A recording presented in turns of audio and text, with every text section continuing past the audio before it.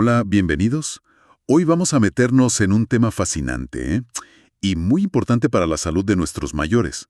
Vamos a explorar esa conexión, a veces invisible, entre las dificultades para tragar, la disfagia, la cognición, o sea, cómo pensamos, y el lenguaje, nuestra forma de comunicarnos. Nos vamos a basar en ideas clave del texto Disfagia, Cognición y Lenguaje en el paciente mayor. Hola, si la idea es entender por qué estas tres cosas, tragar, pensar y hablar, están tan conectadas, sobre todo cuando hablamos de envejecer. Exacto, porque no podemos verlas por separado. Y un punto de partida clave, creo yo, es desmentir una idea común. ¿Cuál? Esa de que si una persona mayor tiene problemas para tragar, es, bueno, normal, una consecuencia inevitable de la edad. Exacto. Ese es un mito importante que hay que derribar. Porque la realidad es más compleja, ¿no? Mucho más. Generalmente la causa de fondo, la raíz del problema, está en condiciones neurológicas. Condiciones que, fíjate, también afectan al pensamiento y a la comunicación. No es la edad por sí sola. Vale, perfecto. Entonces, para empezar bien, definamos qué es la disfagia. Claro, de forma sencilla, es la dificultad para tragar. Puede ser al principio, ¿no? En la boca. Sí, eso es la disfagia orofaringia. O también puede ser la sensación de que algo se queda atascado más abajo, al pasar hacia el estómago. Esa sería la esofágica. Es sentir que algo no va bien, que no pasa la comida o el líquido como debería. Justo eso. Esa percepción de un obstáculo. Y ojo, que no es algo raro. Las cifras son sorprendentes. Sí, bastante. Se habla de que 1 de cada 17 personas la experimenta. Una de 17. Y afecta a un 11% de la población general, más o menos. Pero donde los números se disparan es en casos específicos, totalmente. Después de un ACV, un accidente cerebrovascular, las cifras pueden ir del 40 al 70%. Es muchísimo. Una barbaridad. Y en enfermedades neurodegenerativas. Ahí también, Parkinson, demencia, hablamos de entre un 60 y un 80% de los pacientes afectados. 60-80%. Sí, piensa que en Estados Unidos se estima que son unos 15 millones de personas. Y se dice que casi todas las personas mayores de 60 la van a sentir alguna vez. Son datos muy, muy potentes. Definitivamente. Y refuerzan lo que decíamos al inicio. Que no es solo la edad. Para nada. El envejecimiento normal, el sano, puede causar cambios muy leves en cómo se mueve el esófago, pero casi nunca dan síntomas. O sea, molestias mínimas, si acaso. Exacto. Si una persona mayor tiene una disfagia importante que le dificulta comer, lo más probable es que haya un trastorno neurológico detrás del sistema nervioso central. Las neurológicas más comunes. Pues mira, destacaría 3. Primero, el ACV. Es la causa número 1 de origen neurológico. La más frecuente. Sí. Entre un 42 y un 67% más o menos. La tienen en los primeros días, después del evento. Y claro, a mayor gravedad del ACV, peor suele ser la disfagia. Tiene lógica. La segunda causa. La enfermedad de Parkinson. Aquí, casi la mitad de los pacientes dicen tener síntomas. Pero si les haces pruebas específicas... Como la videofluoroscopia esa que mencionas. Videoesofagografía, sí. Bueno, pruebas de imagen de la deglución. Ahí se ven anomalías hasta en el 95%. 95. Es increíble. Aunque no tengan síntomas claros. Exacto. Y aunque se asocia más a etapas avanzadas, puede aparecer de forma relevante desde el principio. Vale. ACV, Parkinson. ¿Y la tercera? La demencia. También es una causa muy frecuente de disfagia, sobre todo orofaringia. Y aquí está la conexión que mencionabas. Justo. Aquí ya vemos el puente clarísimo con la cognición y el lenguaje. Porque muchas veces los problemas del lenguaje son de las primeras señales de alerta de una demencia. Perfecto. Ese puente es fundamental. Hablemos entonces de la cognición, de cómo pensamos y cómo eso puede cambiar con los años. Claro. A ver, para entenderlo podemos pensar que nuestra mente tiene como distintas herramientas, ¿no? Lo que técnicamente llamamos dominios neurocognitivos. ¿Cómo cuáles? Pues el DSM-5, que es un manual de referencia, habla de la atención, la función ejecutiva. La ejecutiva es planificar, organizar. Eso es, planificar, organizar, tomar decisiones, controlar impulsos. Luego está el aprendizaje, la memoria, el lenguaje, claro, la percepción, las habilidades motoras y la cognición social. cómo entendemos a los demás. Un montón de herramientas. Sí, todas las que usamos para funcionar en el mundo. Ahora, ¿qué pasa en el envejecimiento sano? Ajá, el que no es enfermedad. Exacto. Si notamos que una persona mayor cambia un poco su forma de comunicarse, muchas veces no es que el lenguaje en sí esté fallando. Ah, no. ¿Entonces qué es? Suele deberse más bien a cambios en lo que llamamos el ejecutivo central. O sea, la atención puede disminuir un poquito, la memoria operativa, La de trabajo, la que usamos al momento. esa misma, puede ser menos eficaz, y también procesamos todo un poco más lento. Y esa memoria operativa es muy importante para el lenguaje. Fundamental. Si se debilita un poco con la edad, afecta a casi todo en el lenguaje, sobre todo lo más complejo. ¿Cómo qué? Pues seguir una conversación rápida, entender frases muy largas o con muchas ideas. Cosas así. El ejecutivo central es como nuestro director de orquesta mental. Me gusta esa imagen. O sea que incluso en un envejecimiento normal, cambios en esas funciones ejecutivas ya afectan al lenguaje. Así es. Sutilmente, pero lo afectan. ¿Y cuándo ya no es normal? ¿Cuándo cruzamos esa línea? Ahí entramos en lo que se llama deterioro cognitivo. Hay una fase intermedia, el deterioro cognitivo leve, o DCL. DCL. Vale. Aquí, la persona ya tiene un declive cognitivo, leve o moderado, se nota, pero, importante, todavía no le impide ser independiente en su vida diaria. Puede seguir haciendo sus cosas. Pero ya hay algo. ¿Sí? Y lo relevante para nuestra charla es que muy a menudo cambios sutiles en cómo se comunica la persona son de las primerísimas señales de un posible DCL. Qué importante detectarlo ahí. Importantísimo. Luego, si el deterioro avanza, hablamos de deterioro cognitivo grave o DCG, que es lo que conocemos como demencia. La demencia ya sí afecta a la independencia. Claro, ahí el declive es significativo, interfiere mucho con la autonomía y afecta todo el funcionamiento de la persona. El Alzheimer es el ejemplo clásico, ¿no? Con esa pérdida progresiva de memoria, cálculo, orientación. Entendido.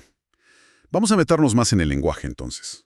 Dijiste que en el envejecimiento sano los cambios serán más por el ejecutivo central. ¿Cómo se ve eso en la práctica? ¿Al hablar? ¿Al escuchar? Buena pregunta. A ver, en general, la pronunciación, los sonidos del habla, se mantienen bastante bien. O sea, no hablan peor. No en cuanto a pronunciar.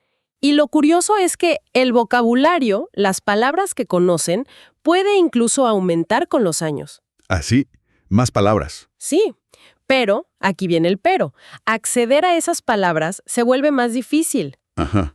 Es más común eso de tener problemas para encontrar la palabra justa, sobre todo nombres de personas o cosas poco comunes.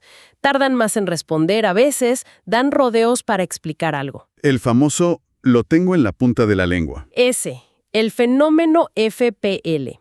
Parece que lo que falla es el acceso al sonido de la palabra, a la etiqueta fonológica, no tanto al significado en sí. Saben lo que quieren decir, pero no les sale la palabra.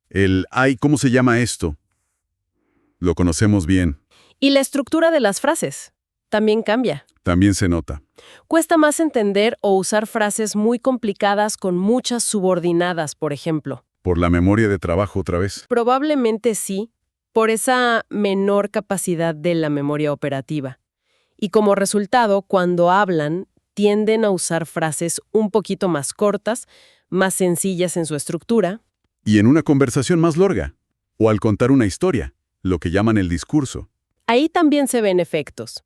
El discurso puede perder un poco de contenido informativo o de orden lógico. Como que se van por las ramas. Un poco. O les cuesta más recordar detalles de lo que se está hablando, o entender bien todo lo que dice la otra persona.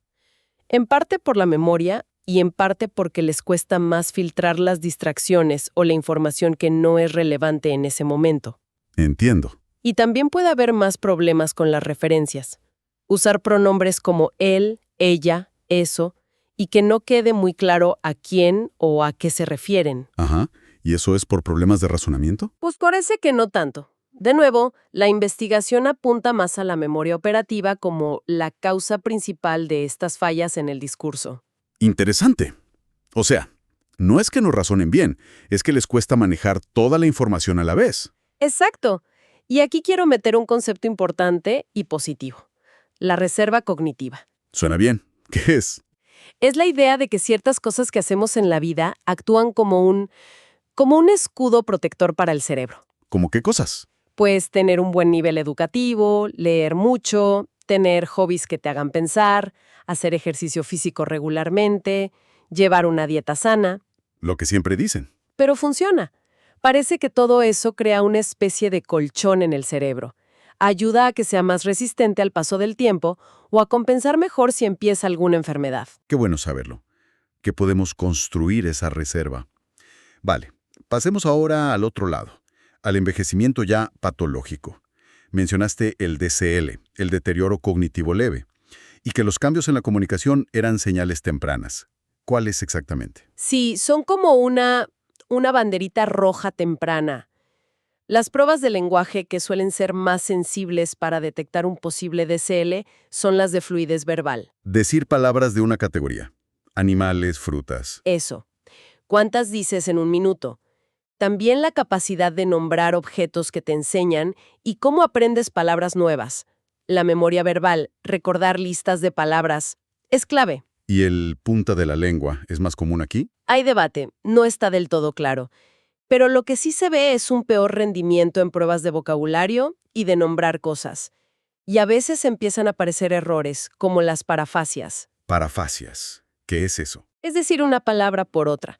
A veces parecida en sonido, mesa por misa, a veces en significado, tenedor por cuchillo, o a veces una palabra que no tiene nada que ver. Ah, vale. ¿Y eso cómo se nota en una charla normal? Debe ser sutil al principio, ¿no? Muy sutil a veces. Y ese es el peligro, que pase desapercibido para la familia o incluso para el médico de cabecera. Claro. En la conversación a lo mejor notamos frases un poco más cortas, él habla como menos fluida, con más pausas, que le cuesta un poco más mantener la coherencia si cuenta algo largo. Quizás usa demasiadas palabras vagas como la cosa esa, el cacharro aquel, Muletillas. o pausas largas para buscar la palabra. Le puede costar seguir bien el hilo de lo que se habla o aportar información realmente relevante. El riesgo es ese, que se piense, bueno, son cosas de la edad, y se retrasa el diagnóstico y la ayuda. Comprendido. Y si la cosa avanza, si llegamos a la demencia, al DCG, ¿cómo sigue deteriorándose el lenguaje? Ahí ya el lenguaje es uno de los síntomas centrales, muy evidente. En el Alzheimer, por ejemplo, aunque cada persona es un mundo, suele haber una progresión bastante típica. Por fases. Sí, podríamos decir que va por fases de afectación. Primero, fallan más los aspectos pragmáticos del lenguaje. Pragmáticos. El uso social. Exacto. Respetar turnos, mantener el tema de conversación, entender indirectas. Luego, empiezan a fallar más los aspectos semánticos. El significado. Sí, se pierde vocabulario, no recuerdan qué significan algunas palabras o las confunden. Después vienen los problemas sintácticos. La estructura de las frases. Eso, les cuesta construir frases correctas. Más adelante se afectan los aspectos fonológicos. Los sonidos del habla. Sí, la pronunciación se altera. Y en la fase final, lamentablemente, puede llegar el mutismo total. ¡Qué progresión tan dura! Mucho. Y en el discurso, en cómo hablan, se nota muchísimo. Les cuesta organizar las ideas, meten información que no viene al caso, usan muchas frases vacías que no aportan casi nada. Hablar por hablar casi. Un poco sí. Pierden la coherencia general. El habla se vuelve muy lenta, con muchas pausas, por esa lucha constante por encontrar las palabras que necesitan. Y aumentan los errores que decías, las parafasias. Muchísimo.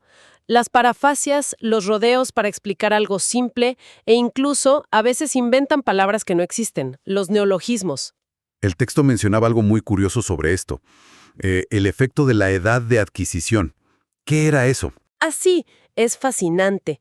Es la observación de que las personas con demencia tienden a perder antes la capacidad de nombrar cosas cuyos nombres aprendieron más tarde en su vida. O sea, olvidan antes lo aprendido de adultos. Exacto. Las palabras que aprendieron de niños, las primeras, las más básicas, esas son las que más aguantan. Es como si el olvido fuera en orden inverso al aprendizaje.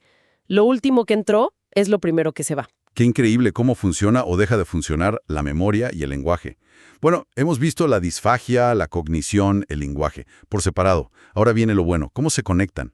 ¿Cómo se tejen esos hilos en la vida real de una persona mayor? Pues mira, la conexión más obvia, la más directa, son las causas neurológicas comunes. Lo que dijimos al principio. Exacto. Las mismas enfermedades, el ACV, el Parkinson, la demencia, que sabemos que dañan la cognición y el lenguaje, son justo las principales responsables de la disfagia orofaringea en los mayores.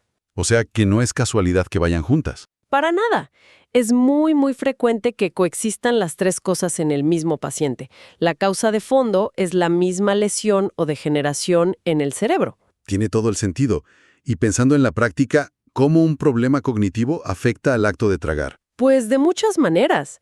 Piensa, si falla la atención o la memoria operativa, esas que dijimos que dificultan entender frases largas, ¿Sí? pues también va a ser difícil coordinar todos los movimientos complejos y rápidos que hacemos al tragar de forma segura. O incluso seguir una instrucción simple como trague ahora o baje la barbilla. Claro. Si falla la función ejecutiva, la planificación, la supervisión, la flexibilidad mental, El director de orquesta. pues costará mucho más adaptar la forma de tragar a diferentes alimentos. No es lo mismo tragar un yogur que un trozo de pan. No, claro. O aprender y aplicar maniobras que enseñamos para tragar más seguro. Requiere planificación y control. Entiendo. ¿Y hay algo más? Sí, un factor crucial. La falta de conciencia del problema. Lo que llamamos anosognosia. No darse cuenta de que tienen un problema. Exacto. Es muy común en algunas demencias que la persona no sea consciente de sus fallos de memoria o de lenguaje. Y esa falta de conciencia puede afectar también a la disfagia. O sea que no se dan cuenta de que tragan mal. O no lo perciben como un problema, o no lo pueden comunicar. Y eso es peligrosísimo, porque aumenta muchísimo el riesgo de que la comida o la saliva se vayan por el camino equivocado, hacia los pulmones. La aspiración. Exacto, y eso puede causar neumonías y complicaciones muy graves. Claro, tiene toda la lógica. Los problemas para pensar afectan directamente a cómo tragamos. Y ahora, la otra cara de la moneda, que me parece súper interesante. ¿Cómo afectan los problemas de lenguaje al manejo de la disfagia? El impacto es enorme y a veces no le damos la importancia que tiene. Para empezar, si una persona tiene dificultades para encontrar las palabras, el punta de la lengua ese. Sí, O para organizar lo que quiere decir, le va a costar un mundo describir bien sus síntomas de disfagia. claro. No puede explicar qué le pasa. Exacto, y la descripción del paciente es fundamental para que el médico o el logopeda entiendan qué tipo de problema tiene, con qué alimentos le pasa, dónde siente la dificultad. Si no puede explicarlo bien, el diagnóstico se complica muchísimo. ¿Qué punto tan importante? Si no puedes contar qué te pasa al tragar, ¿cómo te van a ayudar bien? Ya solo eso demuestra lo conectados que están. Totalmente. Segundo punto, si hay problemas para comprender frases complejas, que vimos que pueden pasar incluso en el envejecimiento normal. Sí, por la memoria de trabajo. Ujú. Pues imagínate lo difícil que será entender las indicaciones que les damos para manejar su disfagia. ¿Indicaciones cómo? Como tiene que comer todo triturado, tiene que espesar los líquidos, ponga la cabeza así al tragar, haga este ejercicio antes de comer. Son instrucciones a veces complejas. Si no las entiendes bien, no las puedes seguir. Lógico. ¿Y el tercer punto? Tercero, la rehabilitación de la deglución. Muchas veces implica hacer ejercicios, aprender técnicas nuevas para tragar de forma más segura y eficaz. Requiere participar activamente. Eso es, requiere entender, aprender y practicar. Si hay problemas de lenguaje graves, como los que vemos en demencias avanzadas, que pueden llegar al mutismo, ¿Sí? pues la capacidad de esa persona para colaborar en la terapia, para aprender esas estrategias, se ve súper limitada. A veces es casi imposible. Entiendo. O sea, el lenguaje es clave tanto para diagnosticar como para tratar la disfagia. Fundamental. Y además de estas interacciones tan directas, ¿hay como un círculo vicioso? ¿Complicaciones que van en ambas direcciones? Sí, totalmente. Es un círculo vicioso muy peligroso. La disfagia, si no se maneja bien, lleva fácilmente a la deshidratación y a la desnutrición. Porque comen y beben menos, o peor. Claro, tienen miedo, tardan mucho, se cansan y un mal estado nutricional e hídrico, a su vez, ¿qué hace? Empeora el estado cognitivo. El cerebro necesita agua y nutrientes para funcionar bien. Y por el otro lado también, la ansiedad, el miedo a atragantarse, que es muy común con la disfagia, Tiene que ser angustioso. muchísimo. Pues esa ansiedad afecta al ánima, puede llevar al aislamiento social, la gente evita comer con otros, y eso, a su vez, reduce las ganas o la oportunidad de comunicarse. Otro círculo vicioso. Madre mía, qué panorama más complejo. Todo esto lo que hace es subrayar una y otra vez la importancia de detectar estos problemas cuanto antes, ¿no? Fundamental. Es la palabra clave. Detección precoz. Tanto de la disfagia, para evitar esas complicaciones tan graves que decíamos neumonía por aspiración, desnutrición, deshidratación. Que pueden ser fatales. Exacto. Como de los cambios cognitivos y lingüísticos. Porque, como hemos repetido, muchas veces son la primera señal de alarma de un DCL o una demencia incipiente. Si los detectamos pronto, podemos intervenir antes. ¿Y hay herramientas para detectar todo esto? Sí, las hay. Para evaluar la deglución, la prueba de referencia, el gold standard, sigue siendo la videofluoroscopía. Te permite ver en una pantalla de rayos X exactamente qué pasa cuando la persona traga. Aunque necesita que colabore el paciente, imagino. Sí, esa es la limitación. Necesita colaboración. Pero da muchísima información. Y para el lenguaje y la cognición, pues hay muchas pruebas neuropsicológicas específicas. Tests como el Neurobel, el test de denominación de Boston, son muy útiles. Y recordar lo que dijiste del Alzheimer. Sí, recordar esa conexión tan fuerte en el Alzheimer entre los problemas del lenguaje y los fallos en la memoria semántica, en el almacén de significados de las palabras. Vale. Entonces, si tenemos las herramientas y sabemos lo importante que es detectarlo pronto, ¿cuál es la conclusión principal de todo esto? ¿Cómo deberíamos actuar? Pues la conclusión más clara, y que el texto subraya mucho, es la necesidad absoluta de un enfoque multidisciplinar. Trabajo en equipo. Exactamente. Esto no lo puede manejar un solo profesional. El logopeda o fonoaudiólogo, según el país, tiene un papel central, porque es el especialista en evaluar y tratar tanto los problemas de comunicación como los de deglución. Doble función clave. Clave. Pero la intervención tiene que ser coordinada, con médicos neurólogos, geriatras, con nutricionistas, terapeutas ocupacionales, psicólogos, personal de enfermería, todos trabajando juntos. Y basándose en una evaluación completa. Completa e integral, que mire todas las piezas del puzzle: la percepción, la capacidad motora, la atención, la memoria, el lenguaje.